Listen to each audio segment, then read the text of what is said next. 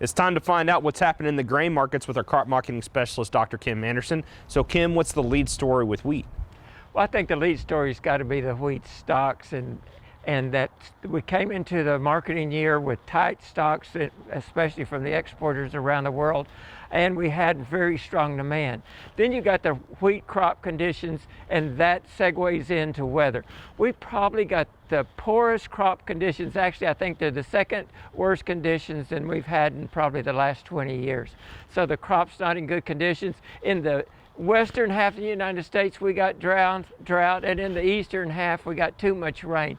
So nothing is progressing very well. And then you look at Russia and Ukraine, that area there. I think the big news and what we got to watch is Russia's wheat exports were lower this year. They've got their production is projected to be 250, 300 million bushels above last year's level. And then you got Ukraine, we were talking about they're going to lose 50% of their crop. Well, I've seen estimates as low as losing only 20% of the crop. So what about prices? Well, if you look at wheat prices, go back to March 1, we've been between $9.50 and $12.50. I think that's a good range for wheat if you're looking at going out to harvest.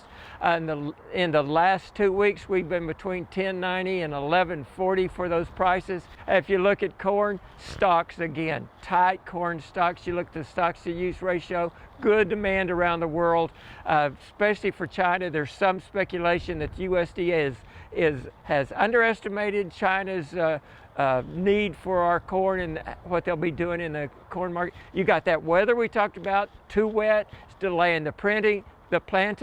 We already got lower planted acres than last year expected. They may even go any lower, and you've got cost of production, probably not as much nitrogen put on the corn, slightly lower yields, which means less corn production, tighter stocks. So what about prices with corn? Well, if you look at corn prices, wheat's been relatively flat, that $9.50 to $11.50. Corn has been working its way up. It looks like it's probably peaked, somewhere around $7.25.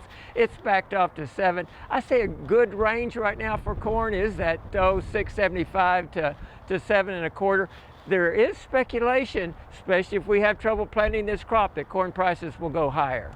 And what about soybeans? Well, soybeans, you look at that soybean price, start out with that $14.60, and these are your forward contract prices for 22 harvest delivered corn, wheat, and soybeans.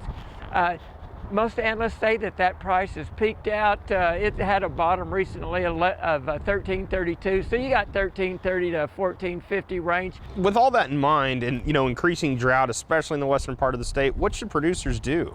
Right now, I think they should ignore the market. Do not listen to market outlook economists. As we approach harvest, as you see what your yields are going to be sure and develop a good written strategy on how to move that on the market, but don't worry about it right now. All righty, thanks, Kim. Dr. Kim Anderson, grain marketing specialist here at Oklahoma State University.